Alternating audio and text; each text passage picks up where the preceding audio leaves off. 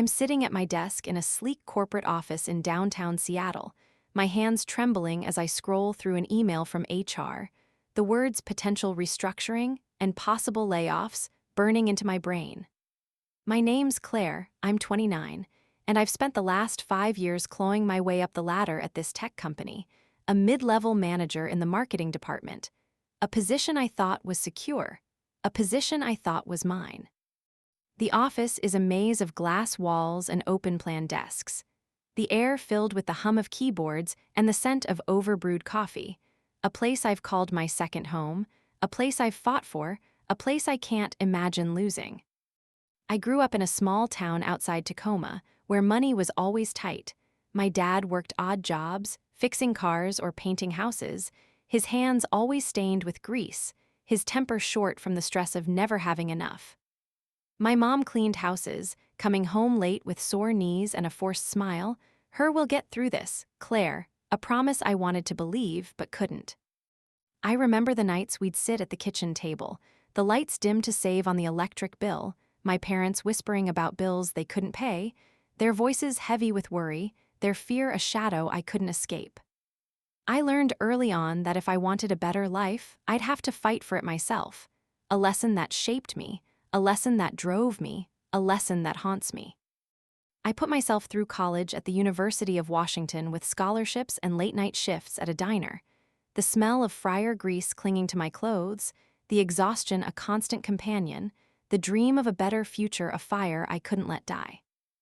I graduated with a marketing degree, landed this job at 24, a dream I thought would be my ticket to stability, to success, to a life I could be proud of, a life I thought I'd earned, a life I thought I'd keep. I've worked hard to get here. Long hours, endless presentations, campaigns that won awards, all to prove I belong, all to prove I'm enough, all to prove I can't be replaced. I remember my first big project, a campaign for a new app launch, staying up until 3 a.m. to perfect the pitch, my hands shaking as I presented to the executives. Their impressive work. Claire, a validation I clung to, a validation I needed, a validation I chased. But now, with the company facing budget cuts, I feel the ground shifting beneath me, my job on the line, my future at risk, my fear a weight I can't shake. I think about my childhood, the nights I went to bed hungry, the fear of eviction notices on our door, the shame of wearing hand-me-downs to school, a fear I thought I'd escaped, now a fear I can't outrun, a fear I can't hide. I think about my apartment in Seattle, the rent I can barely afford, the student loans I'm still paying off, the life I've built on the edge of a cliff, a life I can't afford to lose, a life I can't bear to lose, a life I can't imagine losing. My team is small but tight-knit, and one of my closest colleagues is Sophie, a 28-year-old data analyst who started at the company a year after me. Sophie's the kind of person who lights up a room, bright smile, quick laugh, a knack for making even the most boring meetings feel bearable. We bonded early on over our shared love of true crime podcasts, often grabbing lunch together at the food trucks outside the office, swapping stories about our lives, our dreams, our fears. I remember one lunch, sitting on a bench by the waterfront, the Puget Sound sparkling in the distance, Sophie telling me about her dream to travel to Europe, I want to see Paris with my own eyes, not just in movies, a hope that made me smile, a hope that made me care, a hope that made me feel close to her. Sophie's from a big family in Spokane, the youngest of 5, always talking about how she wants to make them proud, how she sends money home to help her parents with their mortgage, how she's saving up to buy her first apartment, a dream I thought she'd achieve, a dream I thought I'd support, a dream I thought I'd never break. Last month, Sophie came to me with news. She'd been offered a job at a rival company, a senior analyst position with a better salary, a role she'd been dreaming of for years. She was torn. I don't want to leave the team, Claire, but this is a huge opportunity, a confession that made my stomach drop, not because I wasn't happy for her, but because I knew what her leaving could mean for me.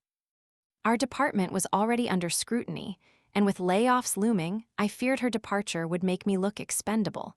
A manager who couldn't keep her team together, a manager who could be replaced, a manager who could be let go. I thought about my rent, my student loans, the life I'd built in Seattle, a life I couldn't afford to lose, a life I couldn't bear to lose, a life I couldn't imagine losing. That same day, I heard a rumor from a friend in HR. Our department was getting a new senior manager position, a role that would oversee both marketing and data analytics, a role I'd been eyeing for months, a role I thought I deserved. I knew Sophie would be a strong candidate for it too, her skills a perfect fit, her reputation spotless, her potential a threat to mine. I panicked, my fear taking over, my mind racing with possibilities, my heart pounding with a decision I didn't want to make, but did.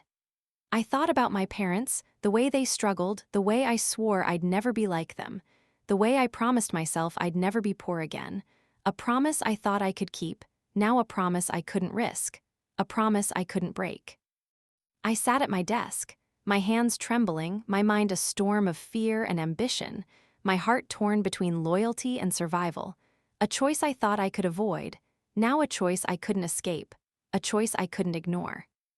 I called Sophie into my office, my smile forced, my voice steady, my lie a thing I thought I could control. "Sophie, I heard about the senior manager position," I said, my words careful, my tone warm. "I've been talking to the higher-ups and I think you're a shoo-in for it. I'd hate to see you leave for another company when you're so close to a promotion here."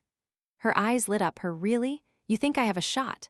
A hope I knew I was exploiting, a hope I knew I was breaking, a hope I knew I'd destroy. I doubled down, my lie growing, my guilt buried, my fear a fire I couldn't put out. "I've already put in a good word for you," I said, my hands clasped to hide their trembling, my smile a mask I hoped she couldn't see through. "Just stay, Sophie, don't take that other offer. I promise this promotion is yours." She hugged me, her "Thank you, Claire. I knew I could count on you," a gratitude I didn't deserve, a gratitude I couldn't bear, a gratitude I couldn't escape. She turned down the other job that afternoon, her trust in me, a weight I thought I could carry, a weight I thought I could ignore, a weight I thought wouldn't break me.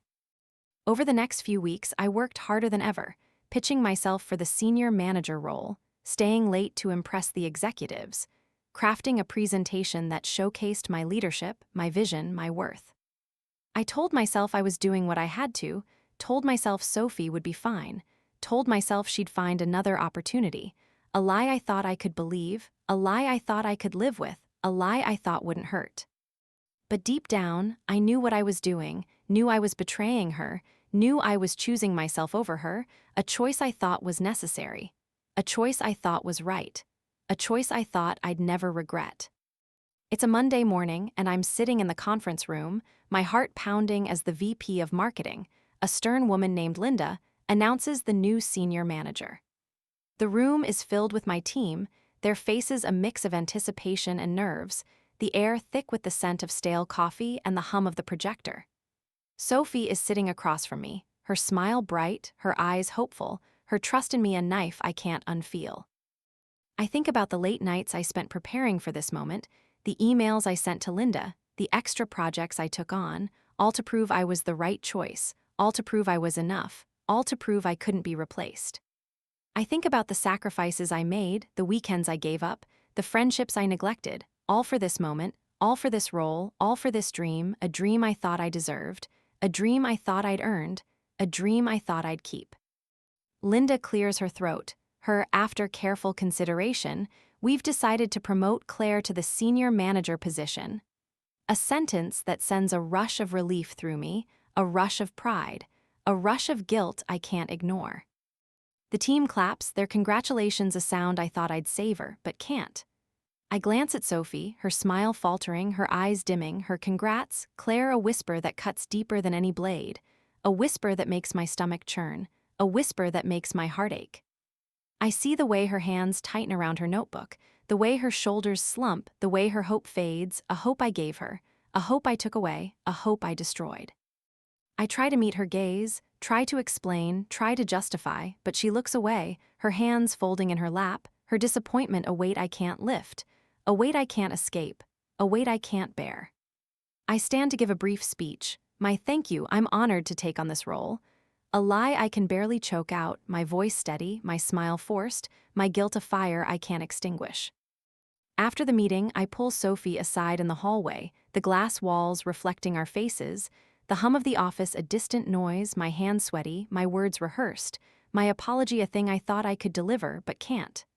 Sophie, I'm so sorry, I didn't know they'd choose me, I say, my lie a thing I thought I could sell but can't. I really thought you had a shot, I pushed for you, I swear. She looks at me, her eyes searching mine. Her "it's fine, Claire, I'm happy for you," a response I know she doesn't mean, a response I know I don't deserve, a response I'll never forget. I see the hurt in her eyes, the betrayal in her posture, the loss in her voice, a hurt I caused, a betrayal I committed, a loss I can't undo. She walks away, her shoulders slumped, her steps heavy, her trust in me a thing I thought I could keep, now a thing I can't see, a thing I can't feel, a thing I can't have. The next few weeks are a blur of new responsibilities. My new role a dream I thought I'd love but don't.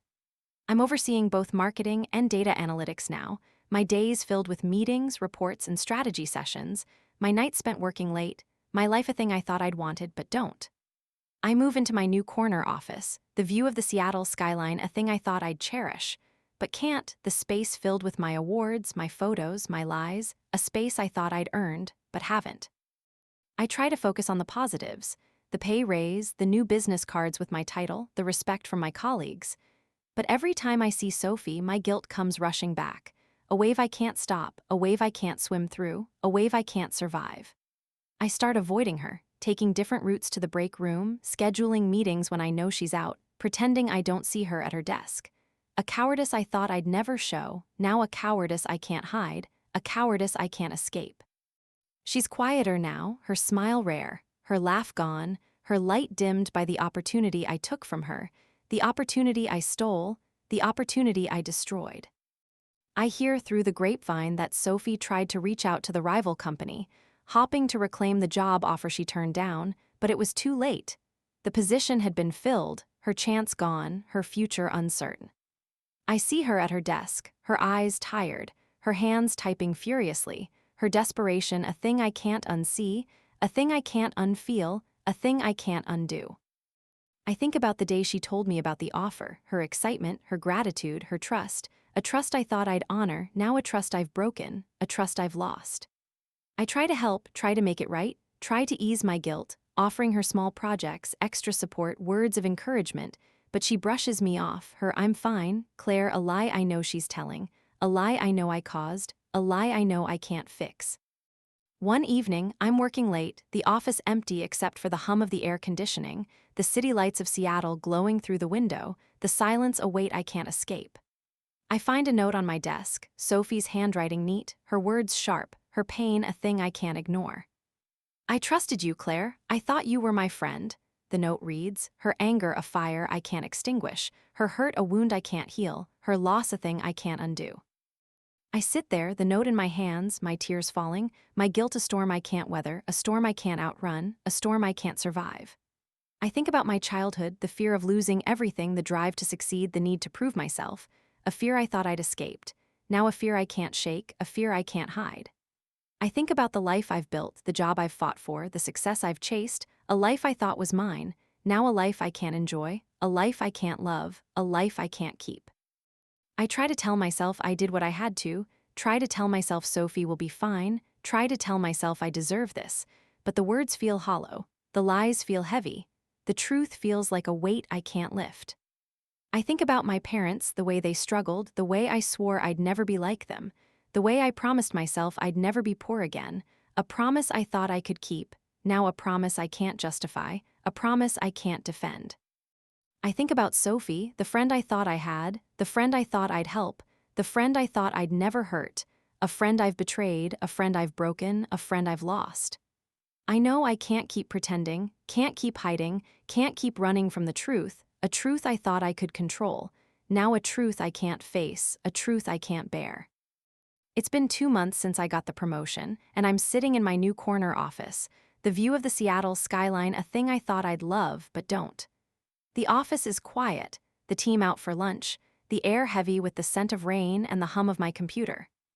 I'm trying to focus on a new campaign, but my mind keeps drifting to Sophie, to the note she left, to the guilt I can't shake, a guilt that's growing, a guilt that's consuming, a guilt that's breaking me.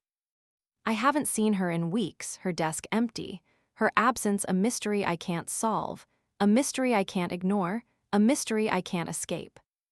I hear a rumor from a coworker, a whisper in the break room, a truth I can't unhear. Sophie was let go during the layoffs last month, her position deemed expendable, her role a casualty of the restructuring I feared, a restructuring I survived, a restructuring I caused. I feel my stomach drop, my hands trembling, my heart racing as I process the news, as I realize what I've done, as I see the consequences of my lie, a lie I thought I could live with, now a lie I can't bear, a lie I can't undo. I think about the day I lied to her, the way her eyes lit up, the way she hugged me, the way she trusted me, a trust I thought I'd honor, now a trust I've shattered, a trust I've destroyed. I try to call her, try to text her, try to find her, but her number is disconnected, her email bounces back. Her presence a thing I thought I'd always have, now a thing I can't find, a thing I can't reach, a thing I can't save. I dig deeper, my guilt driving me, my fear a fire I can't put out, my need to know a weight I can't lift. I reach out to a mutual friend, a former colleague named Jess who left the company last year. I saw Sophie last week. She's not doing well, a confession that shatters me, a confession that breaks me, a confession that destroys me. Jess tells me Sophie couldn't afford her rent after losing her job, couldn't find another position in time, couldn't keep up with her bills, a life I thought she'd keep, now a life she's lost, a life I've taken.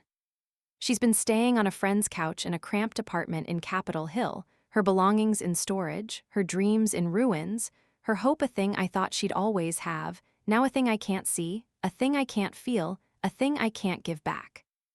Jess adds, her voice soft, she was crying when I saw her. She said she doesn't know how to tell her family, a detail that cuts deeper than any knife, a detail that makes my heart ache, a detail that makes my guilt unbearable. I sit at my desk, my hands shaking, my tears falling, my guilt a storm I can't weather. I think about the day I lied to her, the day I promised her a promotion, the day I took her future, a future I thought I could justify, now a future I can't face, a future I can't fix. I think about all the times we laughed together, the lunches we shared, the dreams we talked about, a friendship I thought was real, now a friendship I've destroyed, a friendship I've lost. I remember one night after work, grabbing drinks at a bar near the office, Sophie telling me about her family, my parents sacrificed so much for me, I just want to make them proud, a dream I thought I'd support, now a dream I've crushed, a dream I've stolen. I think about her family in Spokane, the money she sent home, the pride she wanted to bring them, a pride I thought she'd keep, now a pride I've taken, a pride I've broken. I try to make it right, try to fix what I've done, try to ease my guilt, but I don't know how, don't know where to start, don't know if I can. I drive to Capitol Hill, hopping to find her at the address Jess gave me, hopping to see her, hopping to help her, but the apartment is empty, the friend gone, Sophie nowhere to be found. A search I thought I could complete, now a search I can't finish, a search I can't win.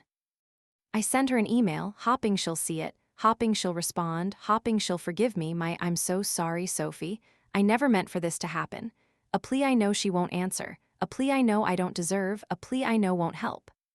I donate money to a local shelter, hoping it might help someone like her, hoping it might ease my conscience, hoping it might make a difference I thought I could make, now a difference I can't see, a difference I can't feel. I think about the life she had, the apartment she loved, the future she dreamed of, a life I thought she'd keep, now a life I've taken, a life I've ruined. I think about the person I've become, the choices I've made, the lies I've told, a person I thought I'd never be, now a person I can't escape, a person I can't face. I look around my office, the space I thought I'd earned, the space I thought I'd love, now a space I can't stand, a space I can't claim, a space I can't keep. I think about my job, the success I chased, the life I built, a job I thought was mine, now a job I can't enjoy, a job I can't want, a job I can't deserve. I think about my childhood, the fear of losing everything, the drive to succeed, the need to prove myself, a fear I thought I'd escaped, now a fear I can't shake, a fear I can't hide. I think about Sophie, the friend I betrayed, the friend I hurt, the friend I lost, a friend I thought I'd always have, now a friend I can't find, a friend I can't help, a friend I can't save. I know the truth will come out. No, I can't hide forever. No, I can't escape the consequences. Consequences I thought I could avoid. Now consequences I can't face. Consequences I can't bear. It's a Friday afternoon, and I'm standing in the conference room, presenting a new campaign to the executive team, my hands steady, my voice confident, my guilt buried deep. A guilt I thought I could hide, but can't. The room is filled with familiar faces. Linda, the VP of marketing, my team, their eyes on me. A few new hires, their notebooks open, their attention a thing I thought I'd earned, but haven't. The projector hums, my slides a blur of charts and graphs, my words a performance I thought I could pull off, but don't. I'm halfway through my presentation, talking about user engagement metrics, when the door opens, a sound that makes my heart stop, a sound that makes my world tilt, a sound that makes my fear real. Sophie walks in, her face pale, her eyes red, her clothes worn, her presence a shock I can't process, a shock I can't escape, a shock I can't survive. She's holding a stack of papers, her hands trembling, her voice steady as she interrupts my presentation. I have something to say, a declaration that silences the room, a declaration that makes my heart stop, a declaration that makes my world collapse. The executives turn to her, their faces a mix of confusion and curiosity, their whispers a sound I can't unhear, their judgment a weight I can't lift. I see my team exchange glances, their eyes wide, their shock a mirror of my own, their curiosity a fire I can't put out. Claire lied to me, Sophie says, her voice breaking, her words sharp, her pain a fire I can't extinguish. She promised me a promotion, told me to turn down another job offer, told me I'd be the new senior manager.